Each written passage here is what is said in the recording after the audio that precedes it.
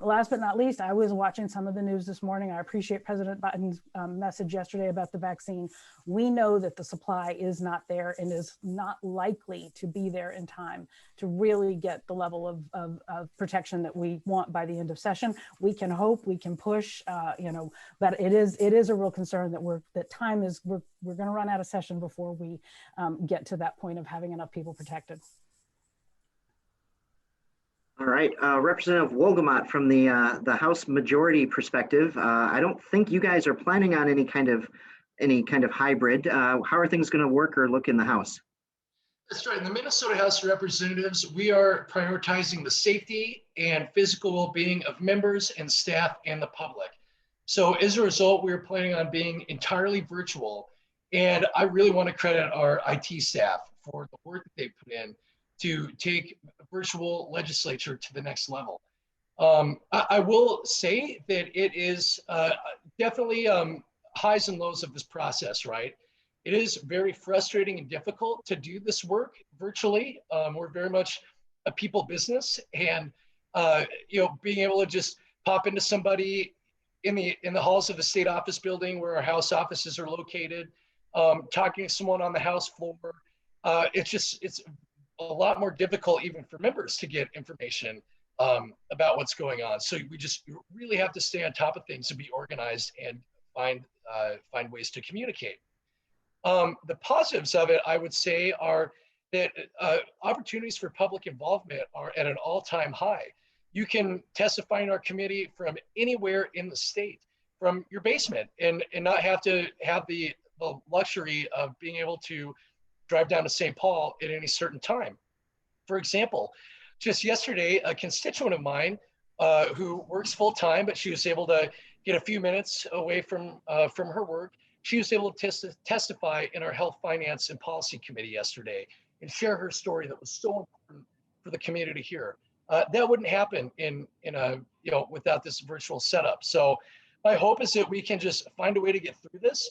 That we can get back to in-person lawmaking as soon as it is safe for members and for staff and for the public, but that we can also continue to utilize virtual participation so that we can henceforth get through this pandemic and increase opportunities for access and transparency and involvement for all Minnesotans, whether you're here in St. Paul or up in International Falls. We want to create a House of Representatives that is open to everyone.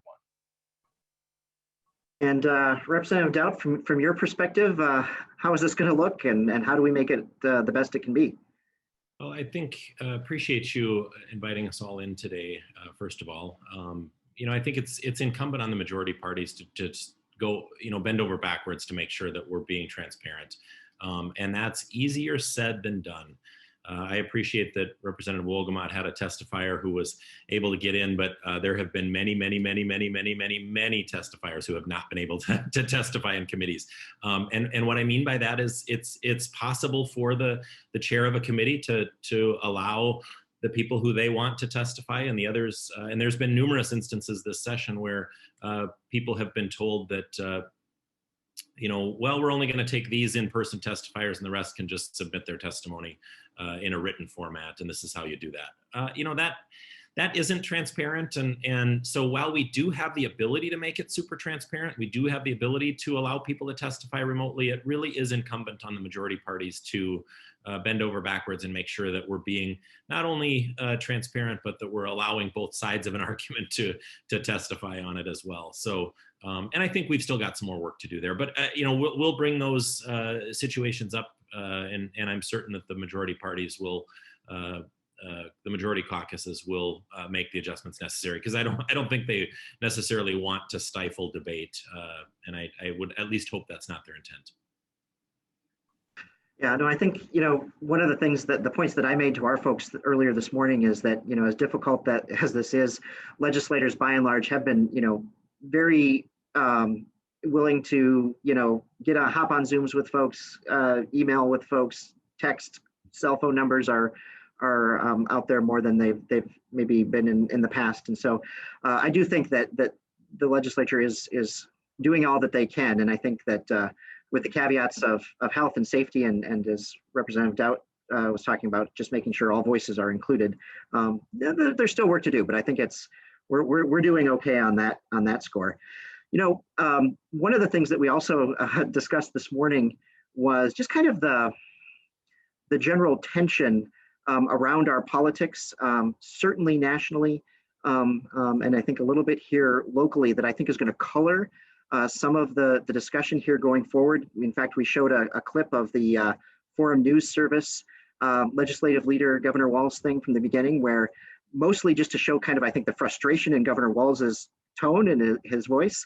And so I think, given the tension that is existing naturally in our politics, how are we going to make sure that we're going to be able to fight the pandemic, balance the budget, and get it all done on time? Or are we sort of inevitably heading towards a train wreck here?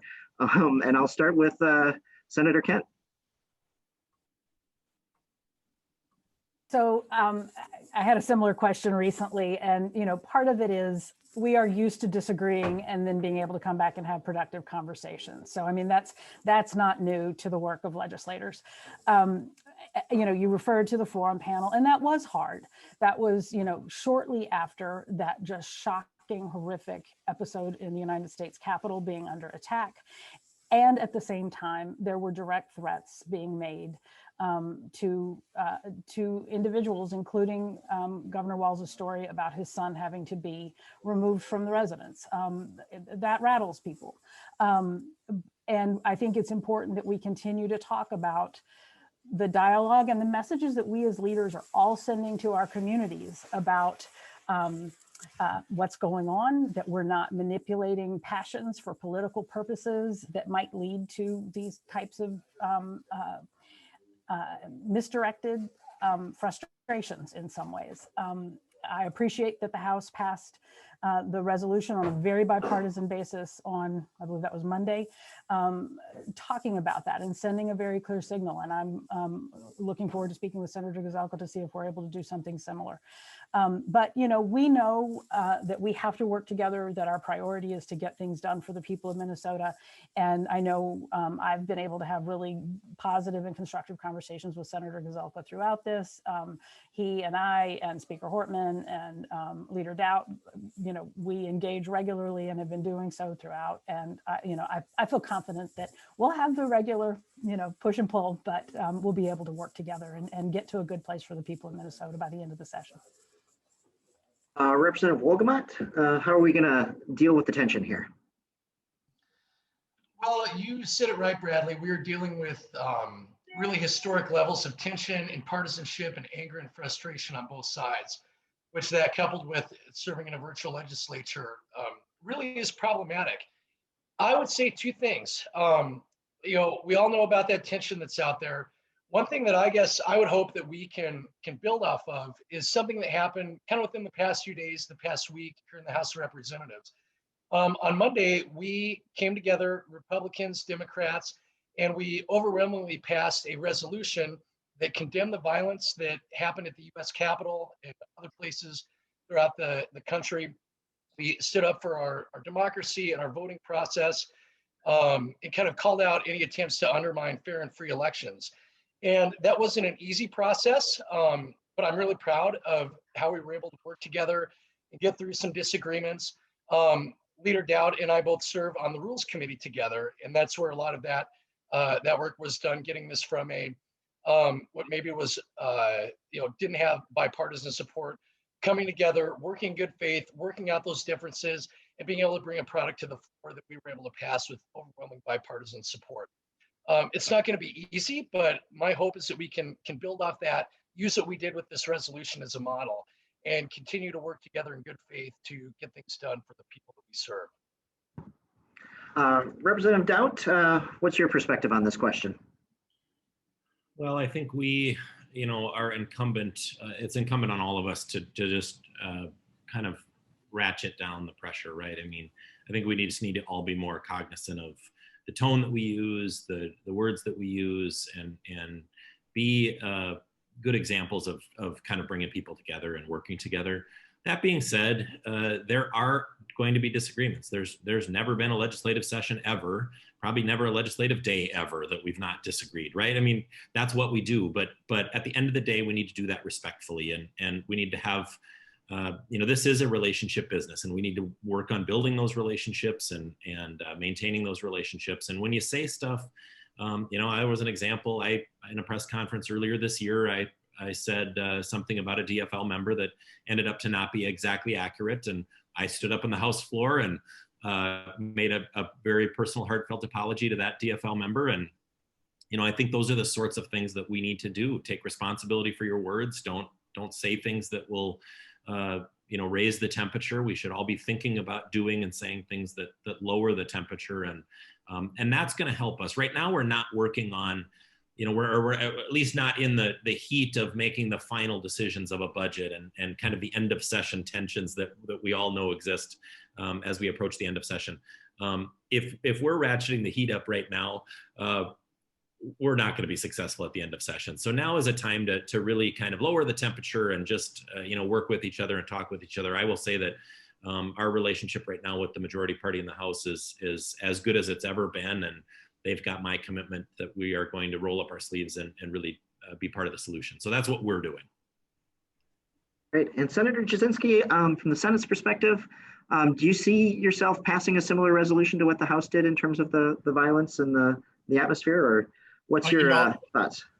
There was discussions of the resolution. Obviously, we would like to amend that resolution because we have things that we would like to get by as well, because not only was there violence at the U.S. Capitol, there was violence in Minneapolis just this year. So we would like to make that generic so that we can discuss our certain concerns as well. We believe those are just as important, especially here in our state. So we'll continue on with that to see if we can reach some type of an agreement with the minority party. This is a budget year, so we're going to try and focus on the budget, try not to do a ton of policy, because just as you've seen going through committee meetings and through Zoom, it's longer. The revisor's office is more backed up, so we really want to focus on getting a budget passed, which is our key thing that we need to get done this year. As far as the Senate, I think Senator Gazelka and Senator Kent, we've had a very good demeanor in the Senate. We've done that over the last years. There's obviously some flare-ups when tensions get high, and that happens. But I know within our caucus, Senator Gazelka has always tried to have a good demeanor here in the Senate, and I think that is across the aisle as well. But remember, Minnesota is the only divided legislature in the country. So we're going to have certain issues that other states do not. So Minnesota is a little different this year, and we've done that in the past. So we're getting used to doing that, but it's a different government here in Minnesota than a lot of places in the nation. So we'll continue to work. We want to do that for our constituents. The other thing that, the biggest tension that I see with not only in my district, but what we hear up at the Capitol is the emergency powers. It keeps coming up. We don't believe that is accurate to have that going. We're going on, I think, our 10th month. And that's a frustration with us as well. We get elected as legislators to represent our district. And with the emergency powers, we don't feel we have that. So I think that's a big thing that has made that worse, not having our input like we want, and having one person in control of a lot of money and a lot of policy. So the next question here will go to Representative Daudt. Senator Jasinski just mentioned the budget, and that's the main show here for the next couple of months. And obviously we had a big day yesterday with the governor coming out with his budget recommendations that, make some investments in various services, education, those sorts of things, but also does so while raising some revenue. So Representative Daudt, just your kind of first impression of Governor Walz's budget. Oh, you're muted, sir. Sorry about that. I'm trying to, I've got a little noise in my office once in a while, so I'm trying to keep the mute on. I apologize. I opened my comments yesterday at the press conference just by kind of outlining the governor's in a tough position, right? I mean, he's required to present the budget to the legislature by a certain date. He has to do that before the February forecast. At the end of the day, it's the legislature that sets the budget. That's what our Constitution requires. That's our job. Well, yes, he gets to give his input and his opinion. It's ultimately up to the legislature to set the state's budget. And so, having him kind of outline his priorities, it shouldn't really be seen. And I know the headlines are the governor's budget will do this or do that. The governor's budget is really nothing more than a kind of a statement of his priorities. And we should actually change this so he doesn't have to, present his budget before he sees the February forecast, or at least have a conversation about how that doesn't really make sense. Because it did generate a whole bunch of headlines, and I've got all kinds of people from my district. Are you serious? Our taxes are going up.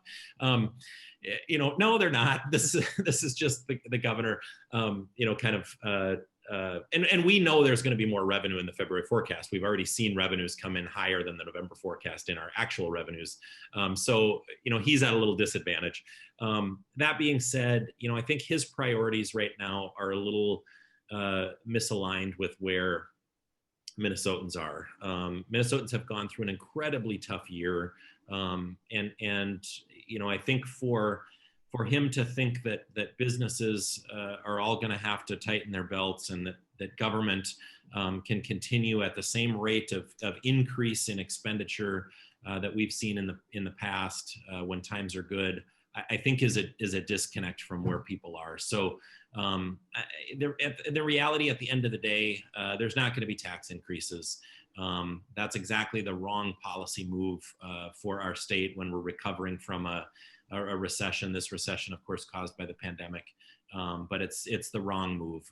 I did find it interesting yesterday. The governor made a statement when he was pressed about the cigarette tax and the vaping tax that he's proposing. Of course, those are very regressive taxes. So somebody asked about, aren't you going back on your word when you say you're just going to tax the rich when you put these things in place, because these are the most regressive taxes you can pass? And he said, well, obviously tax policy, we use tax policy to encourage behavior we want and to discourage behavior we don't want. And it dawned on me that why is it our governor can only see that as it relates to tobacco tax policy or sin tax policy, and he can't see it when it relates to job creation, because his budget yesterday will disincentivize job creation. And job creation and wage growth is exactly what we need to recover from this recession. We get our revenue from income tax and sales tax, right? We need people to have money and spend money. They need to make money and have money in their pocket to spend. That's when the state does well. So what we should stop doing when we set our priorities at the state level is we should stop prioritizing state government and start accepting and realizing where our revenue comes from. Because if we put our priority 100% into the people who drive our economy, the people, if we create job growth and wage growth, and those people have increased expendable income, the state will be flush. So if we listen to the governor's words and we use tax policy to incentivize the behavior that we want, our state will be more successful than ever, because we will make sure that Minnesotans are successful. So we need to listen to our governor and put tax policy in place that will create jobs and grow our economy, because growing our economy is the only way out of this recession. And not that I have strong opinions about anything, but no, that's all right. That's good. I'm going to go to Senator Jasinski next, who I'm sure is completely on the opposite page as you are. You ruined my comments. I was just going to say, in a matter of time, I would just agree with Representative Daudt. I think he hits what I agree with 100%. Taxing the higher income in the businesses, especially during this time, small businesses. I have many, not only in my town, but in my family, that will never open again because of what's happened. By increasing taxes to these people, and S-Corps getting higher taxes.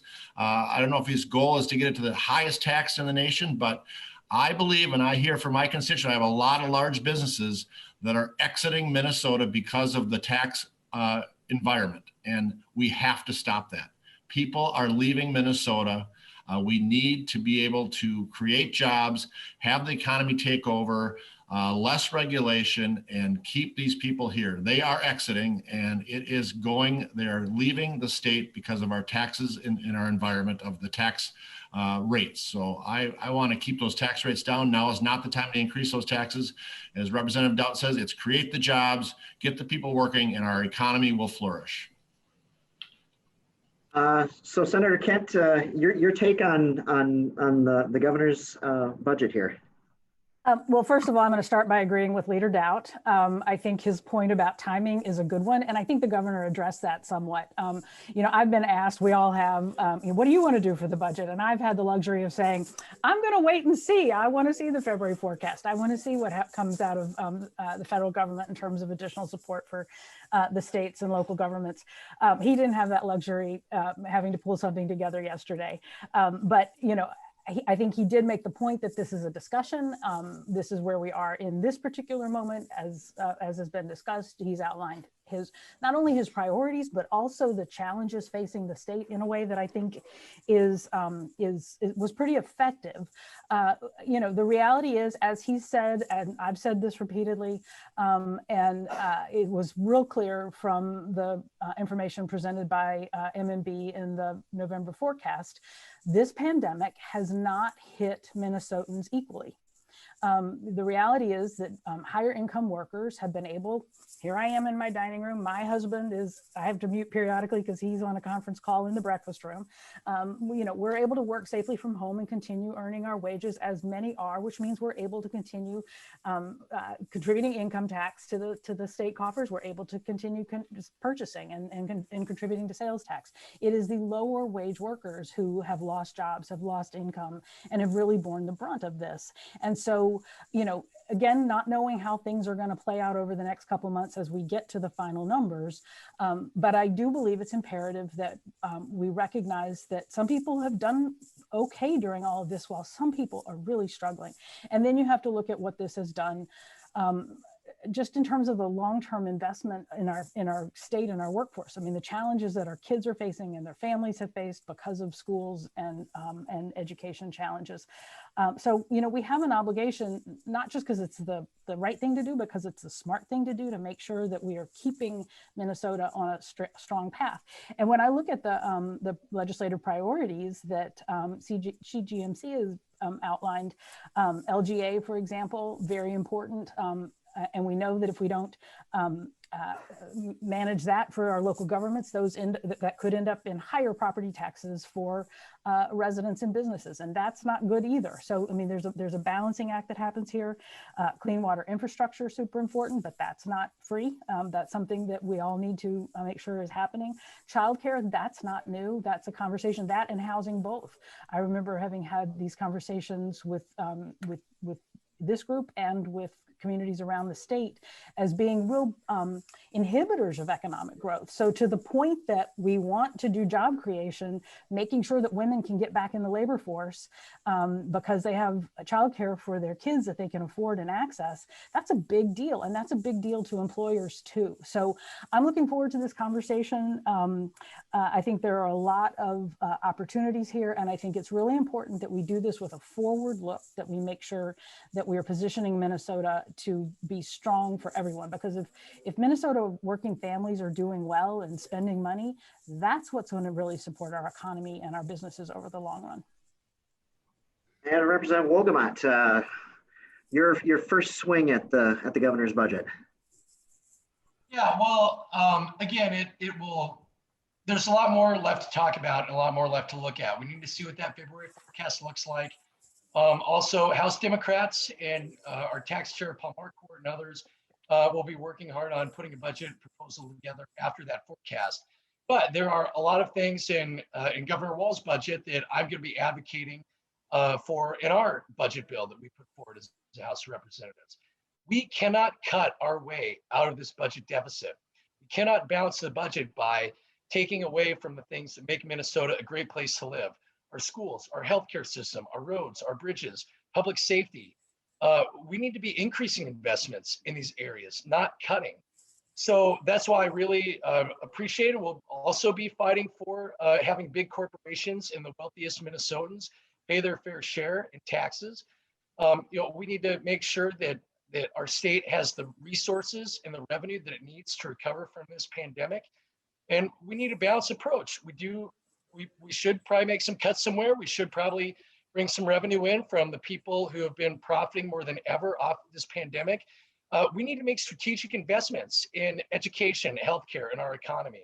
So again, we need a balanced approach to just subscribe to this Read My Lips, No New Taxes, Dated Orthodoxy is doing all Minnesotans a disservice. And I'm going to be fighting to make sure that we have the revenue that we need to make Minnesota continue to be a great place, a safe place for everyone to live. Thank you, Representative Wolgamott. So Senator Kent raised one of the issues that is obviously of critical importance to the coalition, and that is the topic of local government aid. Many of the members of ours that were here, during the early 2000s lived through a cycle of cuts, unallotment, a lot of uncertainty, all of that sort of thing. And with the work of the legislature and Governor Walz, only in 2019 just got back to kind of the high water mark in terms of funding. And then of course we were hit with the pandemic. I think our perspective would be, if you're going to have a good foundation for economic recovery, that, the services that LGA pays for, the public safety, the fire, the infrastructure, and the things that make our communities great, the parks, the trails, the libraries, all of that, are going to need to be in place. And so I'll start with Senator Jasinski, and I'll challenge the Republican side to talk about, how can we protect LGA if we're not raising revenue?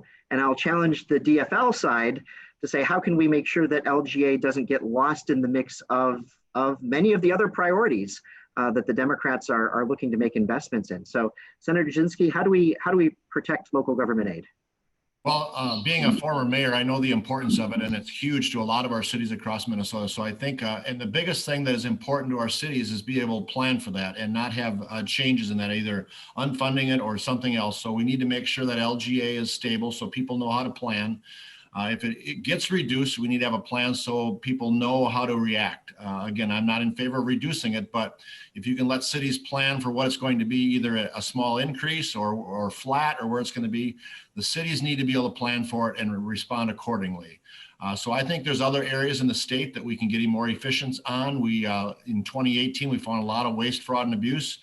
So if there's areas that we can see where there are areas that can be cut that have funds that are not being used properly, we can look at those areas, make sure those are cleaned up. We talk in the transportation about leakages in some of our transportation. There's leakages in all of state government. So we need to make sure our money's being used wisely to make sure that we can protect LGA. I agree, LGA is very important. Again, from the mayor standpoint, I support it 100% and do not want to see it cut, and just make sure that our cities know where it's going in the future. All right, Senator Kent, you're next. How are we going to make sure, amongst all the priorities that certainly the DFLers have generally, that local government aid doesn't get lost in the mix? It's a great question. And as I said, here in Woodbury, Minnesota, which is not a city, it's the 8th largest city in the state, does not receive a penny of LGA. I still believe it's important for our One Minnesota vision to make sure that we are supporting the entire state with their needs. That formula exists for a reason. And the DFL has a long history of supporting our local communities in this way. And I think we need to continue fighting for it. And I think this is at the crux of this debate. And, you heard Senator Jasinski say, if we have to make reductions, our cities and counties and our state have suffered a lot. We have had incredibly complicated challenges this year, added expenses. This is not the time to be threatening even more revenue into our local governments as they're trying to respond and recover from this pandemic. So, this is why this is a very important discussion about balancing the needs and the revenues, and that many of us believe, however this is going to shake out with the final numbers, this is not the time to disinvest from these critical parts of our state and our future. All right, Representative Daudt, how can we make sure that LGA doesn't take it on the chin here? Well, I think that's a valid point. This is going to be, I think, at the end of the day, kind of a status quo budget, and not for the reasons that we shouldn't look to think bigger, but just for the reality of what we have to deal with, right? I think the three biggest things that are going to eat up our time in the legislative session are, number one, COVID. and how we respond to COVID. Number two is the economic recovery from the recession caused by COVID and the hurt and damage that's been done to our business community, restaurants and other businesses that have been impacted by this. So our recovery from COVID. And then number three is our state budget. And the budget, obviously revenues have come in much higher than what they were anticipating. So our deficit is much lower next year or for the next biennium than it was projected to be last year. I think that's because maybe they were kind of trying to be, worst case scenario in their forecasting, which is okay. Because I think it was sobering for us to hear and see that for a while. But the good news is revenues have been coming in better than they had originally anticipated, while we still have a deficit next year. If we're responsible right now in this budget, and we don't, as we close out this budget, if we don't spend down the surplus that we have and we're responsible about what we're doing in this budget, that money will carry over into the tails and it will reduce the surplus, or excuse me, reduce the deficit in the tails, which puts us in a position where the reserves more than cover the deficit, probably double cover the deficit. So we can make strategic investments without raising taxes. And there still are a lot of levers that we can pull in our budget to kind of temporarily get by until we can get our economy roaring again. But the reality is, I think we do, and I say that very seriously, we do need to pay attention to the fact that, as the governor said yesterday, we do use tax policy to incentivize or disincentivize behavior. And if we want to, our revenues come from wages and sales tax. So when people have money to spend, they spend it, and we collect sales tax revenues. And when they are making money, so if we have job growth and wage growth, that's going to mean more revenue for the state. So let's focus on getting more revenue into the state using the actual avenues that we receive revenue, and respecting those, and using the governor's own words when he says, that we use tax policy to incentivize behavior. So let's incentivize job growth. Let's incentivize wage growth, which will in turn put money in people's pockets so they spend it, and we'll have better sales tax growth. If we do that, we can get through this budget without cutting LGA, without, we can make increases to our education formula. We can do the things that we need to do, but it means that we're not going to be able to pad our special interests pockets and do and I understand there's going to be a lot of talking points and positioning. Everybody's going to be in their corner until we get to the final budget. But in the final budget, we need to understand and help out our cities. And I know that it's been a great help to the cities to have the federal money for COVID. I think we worked in a bipartisan way as a legislature to put $841 million. We did not have to give that much money to our local units of government, and we did it because we knew, and we tried to do it without attaching a lot of strings, because we knew that those government entities we're also going to have increased costs. So, we have a great deal of respect for the job that our local elected officials do. I was not a city elected official. I was a township officer for 6 years, and then I was a county commissioner for 6 years, but I get it. And we know that a lot of the, unfunded mandates have an impact on you and many of the decisions we make. So I don't know that, nobody's suggesting that we cut LGA at all. I haven't heard that from one person's mouth. But the reality of this budget cycle, with everything that everybody's dealing with, there's probably not going to be an increase in LGA, and there's probably not going to be an increase in a lot of things as we tackle this budget. And those are just the tough realities that people are going to have to accept. Representative Wolgamott, local government aid, making sure that it remains a great program that serves our communities. How do we make that happen? Well, local government aid is extremely important for the community that I represent, which is St. Cloud.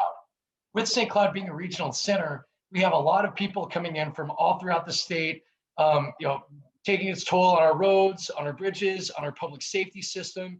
So local government aid is really important to make sure that our cities and counties have the resources they need to continue to make up for that and make sure that we do have a good, safe infrastructure that can continue to provide those services that we need in St. Cloud.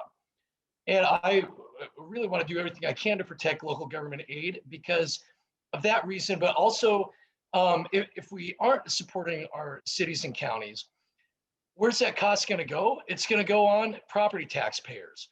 And property tax just is not a good means by which to pay for your roads, for your services that local governments provide, because it's not done on a means-based manner. For example, before being in the legislature, I've worked as a realtor, and there have been so many times, it just breaks my heart, where I've had to move retired people out of their homes. They have to sell their home because they can't afford the property taxes to it.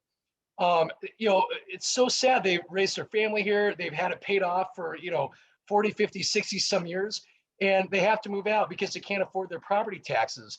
Instead, and this goes back to, what we talked about in the last question with conversation around the budget, this is why we need to make big corporations and the wealthiest Minnesotans pay their fair share in taxes. We need to have progressive means-based revenue streams so that they're the ones that are chipping in their fair share, not not the grandma who has to move out of her house because she can't afford her property taxes. So we need to protect LGA. We need to make the wealthiest Minnesotans and the big corporations pay their fair share.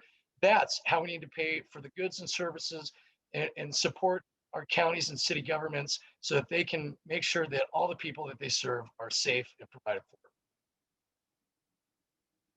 Right. So I think moving away from the state budget here a little bit, and I think, certainly what we've seen is a pretty robust articulation of where you would expect all of the parties to be at this point in the discussion. And so we'll see how it develops from here. And to, Representative Doubt's point, we agree that there haven't been a lot of folks talking about, necessarily cutting LGA, but as we said this morning, we're not leaving anything to chance. And so you will certainly be hearing more from all of us on that issue here in the coming weeks. But I want to switch gears, and Senator Kent, this will be coming your direction first, to talk about bonding bill. We had I think a very good win, all of us, this whole state, with the bonding bill that was done in October. It made, significant investments in infrastructure, especially in the water and clean water area. Those needs persist. And we don't tend to buy into the idea that there are bonding years and there are not bonding years. There are just years where you do more or less bonding, if you look at history. And so what do you think the appetite is for a modest bonding bill here this year, especially one that would be focused again on some of these core infrastructure questions like water and wastewater? Well, I think back to a year ago, having these very conversations, and I was pushing for as big a bonding bill as we could get last year, and continued to do so. And then we had COVID come and the economic fallout, and what that did to people and their jobs and the ability of our communities to rebound. And so the fact that we were able to come together and pass, a historic bonding bill that really did help bring shovel-ready projects into communities and put people to work, get that process rolling so we can get people to work soon, matters. And those circumstances really haven't changed. So I agree with you. I don't know that we're going to have another historic bonding bill 2 years in a row, but to do a significant bonding bill, the list of things that need our attention and our care and our maintenance and our repairs is long, and the interest rates are still terrific. The need is still there for the jobs, and the need to get the work done still exists. So I will continue to push for it. And from what I've been hearing from Senator Gazelka and others, it does sound like this is a conversation we're going to be able to have. All right, Representative Wolgamott, you putting on your hard hat here? Are we going to have a bonding bill? Well, I certainly hope so. As we're looking for ways to boost our economy and create jobs and recover from the economic downturn caused by the coronavirus pandemic, bonding bill is an excellent tool to help us with that. As Leader Kent said, rates are low, and we need to use every tool in our toolbox to get through this economic crisis. So, I really want to reject the notion that, this is an odd-numbered year, so it's not a bonding year. Well, guess what? The projects that are waiting, they don't care that it's an odd year or an even year. The infrastructure that's deteriorating, it doesn't care. It's not going to wait. The need continues to pile up which means that we need to act as legislators. We need to come together. We need to do our jobs. We need to use a bonding bill as a tool to make sure that we have good, safe infrastructure, make sure that we're putting Minnesotans back to work and creating jobs, and using it as a tool to invest in the future of our state and get through this economic downturn caused by the COVID-19 pandemic. All right, Representative Daudt, as in the minority, obviously the bonding bill is sort of one of the things that the minority actually has some measure of say over and influence in. So, what do you think the appetite in your caucus is to take another swing at doing more bonding this year? This is the only question that you're asking that I get to be the authority on. First off, last year, obviously, we indicated to the governor early on. We said it only a couple of times, and then the governor and the press perpetuated it for 6 months. But we said that we weren't interested in doing a bonding bill until the emergency powers were over. In hindsight, I probably wouldn't have done that, knowing the emergency powers were going to last 10 months. But the reality at the time, everybody thought the emergency powers were going to be 45 days. We did support a bonding bill. Obviously, it got done last year. It was a record-sized bonding bill. All of those were things that we agreed to from our side. As we move forward this year, maybe I should just say, and I understand that the folks on this call probably don't care about the emergency powers. What's going on right now with 10 months of emergency powers needs to stop. The legislature needs to be involved. We have not had hearings on almost anything related to COVID or the recovery from COVID. They're just starting to trickle now. But the reality is, and a bipartisan vote in both chambers, people want the emergency powers ended, and it needs to happen. This is absolutely silly that this has gone on for 10 months. And it has nothing to do with whether COVID's real or whether the governor's reaction to COVID. It literally has to do with how the governor's spending money and who's making decisions. And my constituents cannot get a hold of the governor at all. They contact me because they want me to represent their voice here at the Capitol. And I have no voice at the Capitol in anything that the governor's doing as it relates to COVID. And that's the part that's wrong. And I think we can all agree that needs to be changed. And there are people from all of our caucuses, whether they'll admit it publicly or not, that want that to change. So we all need to work with the governor to find a solution, how we can respond to COVID responsibly and do it together. That's what this is about. So on the bonding issue, this year, there will be a bonding bill. I would look for it to be a smaller size bonding bill. I will guesstimate the numbers for you, although we can't make an educated decision until we know what the revenue numbers look like after the February forecast, right?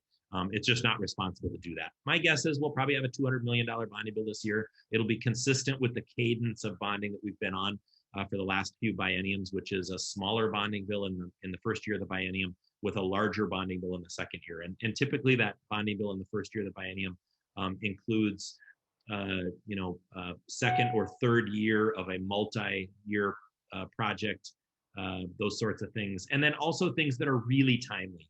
I think that's important too. The other thing that I want to mention, we saw a few of them last year. We need to, as a legislature, and this may be unpopular with the audience that I'm talking to, but it's the reality. Police stations and fire stations are local property tax revenue expenditures. Citizens in my cities don't want to pay for your police station in your city. And so if, that's an increase in LGA if we start bonding for all of the things that are local property tax revenue expenditures. So the legislature needs to have a serious, honest conversation about what is a good investment in a bonding project, what should be paid for by taxpayers in the entire state, and what should be paid for by local property taxpayers. If those things are not local property tax expenditures, and we can make that decision together that the state's going to cover all city hall. I think there might even been city halls in this last bonding bill.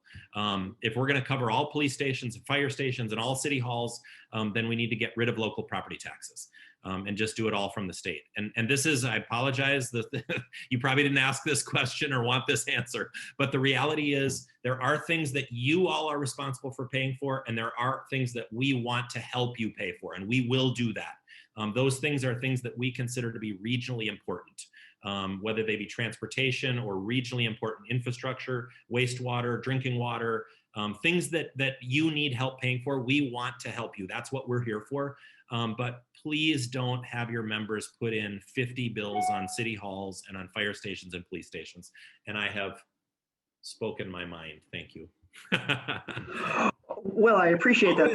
You always get the unedited truth from me. So yeah, well, no, the headline that I'm going to take is that there will be a bonding bill, and it'll be in the $200 million range. Yeah, and I'm glad that that's what you heard, because that's our commitment. We think that that's reasonable. Could it fluctuate from that? Absolutely, and we're open to it doing that. But I think that kind of cadence of bonding that we've been on for the last few, whether that be 3, 4, 5 bienniums, it kind of makes sense to do that. That gives the bonding committee an opportunity to go on the bonding tour, look at the projects over the interim for the ones that aren't immediately necessary and timely, and or the second or third tier of a multi-term project. So I think it makes sense, but I'm glad that's what you heard. Thank you. Well, and the other thing that I'll say, just for all of the leaders on the call, is, I think one of the things that potentially can relieve pressure on a bonding bill and is raising revenue locally is that for these regionally important projects, the option of local option sales taxes. That's something that has had a checkered history at the Capitol. And I think, we saw a whole bunch of them come in last year. I think you'll see a whole bunch of them come in this year. And so that is something that I'll just put that out there. I don't need a response on it, but it I think will be a discussion from many of our members going forward. So Senator Jasinski, are you in agreement that we can get a bonding bill here and do some modest investments? Well, I think I'm a little bit along the lines with Representative Daudt. Again, it's not a big bonding year. Obviously, the even years are bonding years, odd years are budget. And we've all actually I think there's 6 technical corrections to the last year's bonding bill that still need to get done. And to this date, we have not been able to get those. Obviously, the bonding bill originates in the House. I won't put the pressure on the House, Kurt, but it originates in the House. And I think he's in the right lines. There's certain projects that I agree with, transportation, things like that. And he hit it very well. Fire stations, police stations, some of those other projects that we just can't do. It'd be nice to do, but we just can't do it. So there's some critical projects. And I think in that $200 million range, that would be a possibility. Get some technical corrections done and some wastewater treatment, transportation, critical things that we possibly missed, or as Kurt said, are in between years. I think we're okay with that. But I think the big thing this year, we're obviously dealing with COVID. It's a budget year. We got to get businesses recovered that have been struggling all year. That should be our focus. A very small bonding bill with some technical corrections I'd be open to. And I think that's probably supportable by both bodies of government to get that done. But again, as of yet, we can't even get some technical corrections done so far. And there's 6 very critical ones. I think there's in 6 different districts. And I think it's evenly dispersed between Democrats and Republican districts that need these corrections, and they've not been able to get done yet so far. All right, so we're winding into the last 5 minutes here, and I think I can get in 2 more questions. One that I think maybe is more of an exposition on my part and a thumbs up, thumbs down on your part, and then the second one, hopefully something that leaves us on a little bit of a lighter note, but I'll be starting with Representative Daudt. One of the things that one of our members, our leaders of the group, emailed to us yesterday was really wanting to impress upon all of you the importance of working together in a timely way to get the budget done, right? It always feels like it's kind of coming in hot at the end, and then you're blowing through it, and then it's another 5 weeks because you've got the time until the biennium ends to kind of work it out. And so, is the budget and all of the work that you're going to do this year, COVID, maybe a bonding bill, whatever else it might be, can it be finished on time? And are you all committed to doing everything that you can to make sure that it is? Just like our city governments are always working together to make sure that they're doing things in a timely fashion. So Representative Daudt, can we be finished on time? Yeah, I think so. As long as everybody just rolls up their sleeves, I think it'll help if we have everybody at the table. Last time around, the minority caucuses weren't involved in the negotiations. And frankly, I don't think that's possible this time because they're going to need our votes for pretty much everything.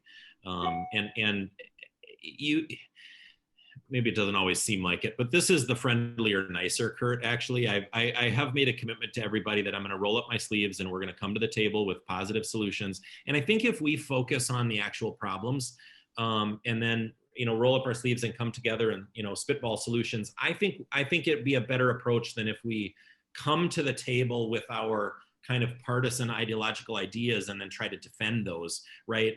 I'd like to see that just kind of change. Like, for instance, the argument about whether we need to raise taxes or cut expenditures. You know what? We don't need to do either.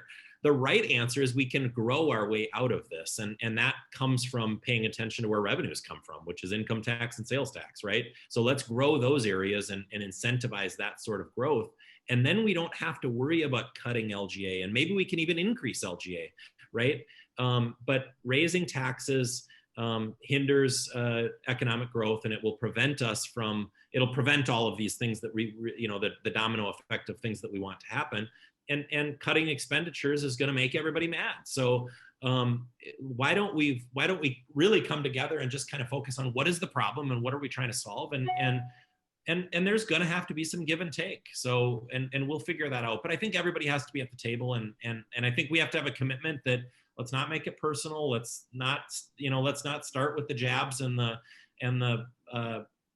press releases. Let's actually just talk to each other and build relationships and together do what's right for Minnesota. And if we do that, I absolutely think we can end this on time. And I actually think the problems that we're facing right now with COVID and all of those things kind of are bigger than the partisan divide in St. Paul. So I think if we use the solutions to those big issues that face us right now, and we all surround those and solve those problems, I think that'll help us be less partisan and come together.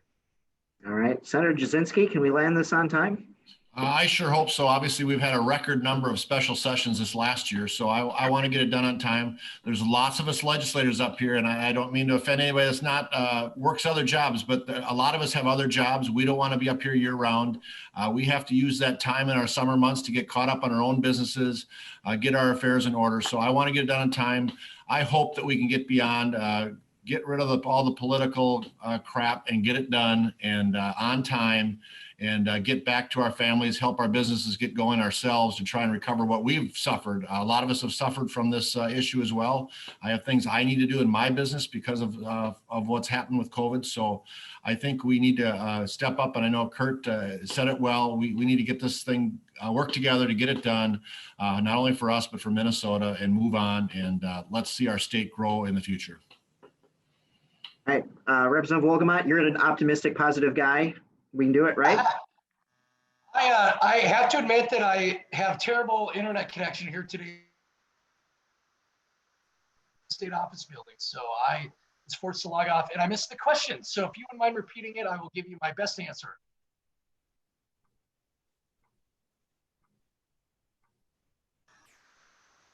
Oh, All right. Did I lose connection again?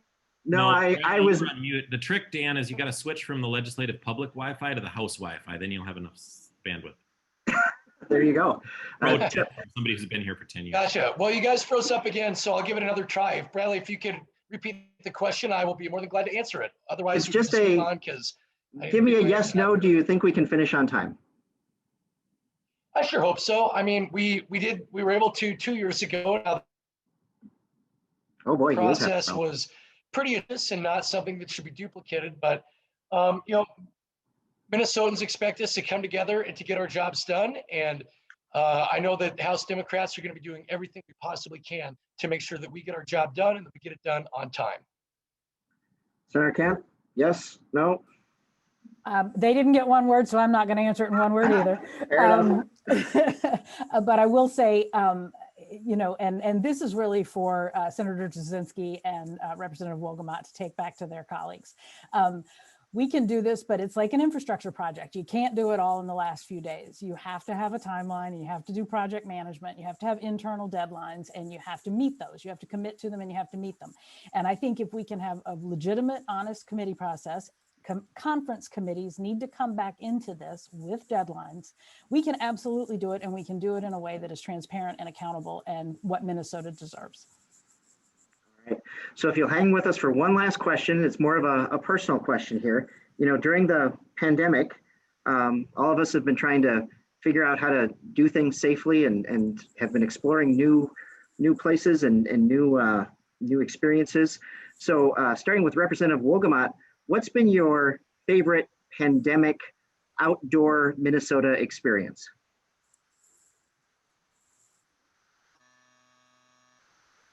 I've been doing a lot of running. I get up every morning, I go for runs. You know, we get so cooped up and we're all just sitting here in our offices, in our homes, on the screen. Just we've been pretty of all the terrible things about 2020. Like at least it's just been reasonably well considered for Minnesota winter. So I've been taking advantage of that, lacing up the running shoes and just letting her go. All right. Representative Daudt, your favorite outdoor Minnesota activity during the pandemic? Yeah, I actually I bought a road bike, a bicycle this last summer, and put some miles on that. And actually, I think this next spring I got exposed to the Cuyuna mountain biking trails last summer. I did that quite a few times actually on a borrowed bicycle. Now I think I might buy a mountain bike to go with my road bike and do that, which is also good exercise. And over the winter, I'm skiing a lot. I went skiing over the weekend, and I just planned a trip to Colorado at the end of February. So. Great. Senator Jasinski? Well, thank you. Actually, time-wise worked well for me. Last December, I bought a former dilapidated resort on a lake down in my district, and I have been cutting wood, cleaning beaches, and developing that property. I sold 2 lots off and kept 1 for myself. I think I've cut down 6 trees and split 6 trees up. So I've been in the wood cutting business all time long and doing Zoom meetings from the end of my dock sometimes. So I spent a lot of time out there and I've enjoyed doing that. So it was a good summer to enjoy that and cut lots of wood. All right. And Senator Kent? Well, this past year, one of the downsides has been not much outside time. A lot of Zoom calls with 7 special sessions and everything else that's gone on. But we have a family place up off the North Shore. And so anytime, whether the weather is cold or warm, we just love being on the trails and having that opportunity to see that glorious part of Minnesota. Very good. Well, thank you so much for sharing your time and your perspective with all of us today. It's I think incredibly valuable for our members from around the state to hear from you and to get to interact with you. And I'm hoping that very soon we will be able to do so together in person. So thank you very much to the 4 of you. We'll give you a hand, whatever we do on these things. But thank you so much. We really very much appreciate it.